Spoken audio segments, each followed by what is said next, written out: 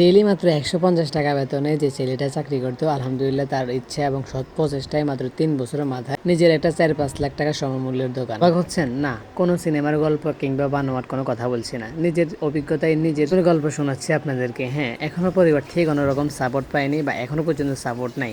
আজকে যখন আলহামদুলিল্লাহ আমার দোকানের সামনে গ্লাস লাগানো হয়, তখনও বাবা বলতেছে যে এত টাকা যে ইনভেস্ট করতেছো এগুলো সবগুলো তো কিন্তু দোকানের সাথে আটকে আছে। আসলে ওনার কথা সত্য, বাট আমার মনটা না কেন জানি ব্যবসার জন্য নেশা হয়ে গেছে। আর যেখানে মানুষ নেশা পায় সেখানে মানুষ বারবার কেন জানি ফিরে যায়। বাস্তব সত্যি কথা হচ্ছে, আমার এই সফলতার পিছনে কিন্তু একজন নারীর খুব বেশি বড় অবদান রয়েছে। না, এটি কি হতে পারে? কি আমার মা, নাকি আমার ওয়াইফ, নাকি আমার বোন? একটু কমেন্ট করে আপনারা জানাবেন। দিন শেষে যখন আমি মাঝে মধ্যে এইসব পরিবারের কথা শুনে ভেঙে পড়তাম, তখন সেই আমাকে বলতো যে তুমি পারবে, তুমি ওদের কথায় না কান দিয়ে তুমি নিজের সফলতার দিকে দৌড়াও, ইনশাল্লাহ তুমি হার মানবে না, তুমি পারবে। আজকে তার প্রত্যেকটা কথাই বাস্তবে রূপ নিয়েছে। আলহামদুলিল্লাহ দেখতে পেতেছেন আপনারা ভিডিওতে আমার নতুন শিপমেন্টের মালগুলো।